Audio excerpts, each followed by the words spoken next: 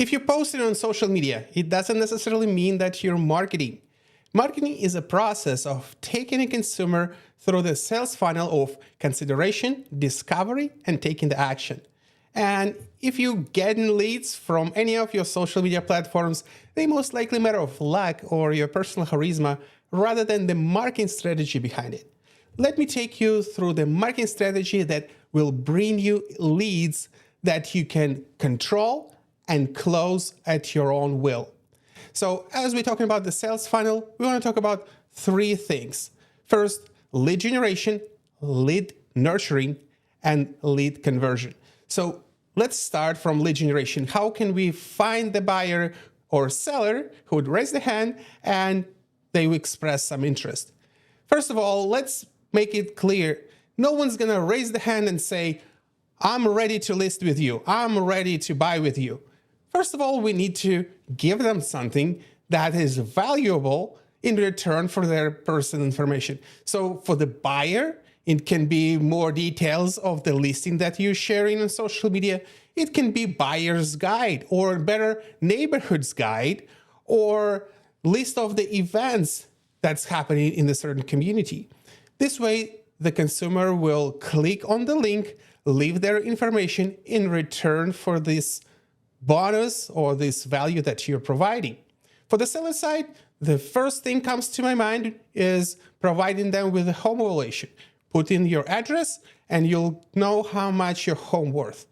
But also we have a lot more tools such as creating a PDF that you can share with your audience, giving them 5 things you can do if you have a house to sell and you want to buy a new one at the same time. That is a trendy topic and it solves a lot of problems for sellers. So where we can use these lead magnets that will trigger buyers and sellers' actions to give their information in return for something valuable for them. It can be in the form of reels on Instagram or Facebook. If you post reels, and especially if you put a little bit of money behind it, you'll share this content with more and more consumers that are over the level of your followers, and Instagram will push this content out because you paid them. So we also want to structure these reels the certain ways so the cost of lead will be the lowest and you'll get as many leads as possible. It all starts with a hook. You want to spend the first 3 seconds explaining what is it in this video that consumer wants to learn about. Second part is your explanation or the discovery where they go through the process. If you're talking about what to do if you need to buy a house and you have one to sell at the same time, you might want to give them some tips. And then the hook. At the end of this video, you want to tell them to either comment in your comment section, the certain word that will trigger the mechanism if you're using AI, such as ManyChat, to communicate with this buyer, or you do it manually. But you want to have some sort of call to action that will lead to the buyer to raise their hand and say, yes, I want to learn more. That means they have some level of intent, either to be a buyer or to become a seller. At that point, it doesn't necessarily mean that they're ready to hire you. Now we're entering into discovery mode. And this is where posts, carousel posts, and information about the process of selling, information about the neighborhoods, information about restaurants, local events would be very helpful because now they're watching you very tightly and they're expecting that you will be giving them more and more value.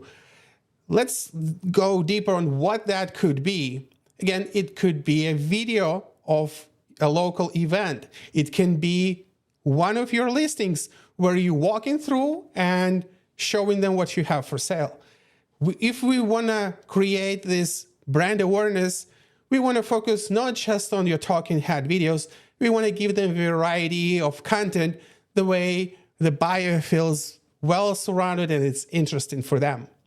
Nurturing happens typically in your stories when you show behind the scene, when you show how you do it, when you share your thoughts, making sure that you align your mind with your buyer, that's where the stories can come into play.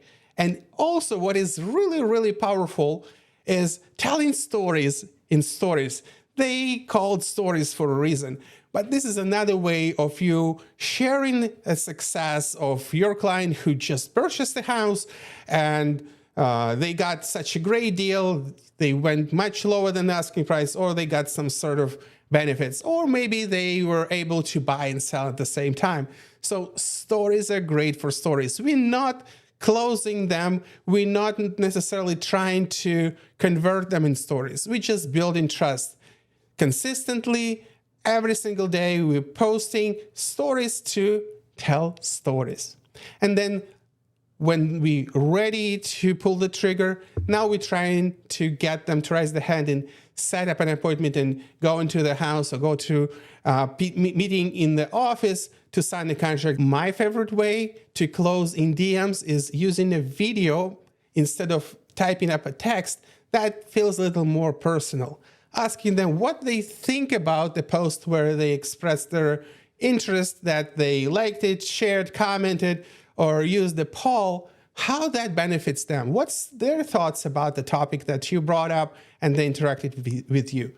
This is how we're taking them through the process of consideration, discovery, and taking the action. I want to leave you with this information, and I wish you're going to start marketing instead of posting. Thank you so much for watching.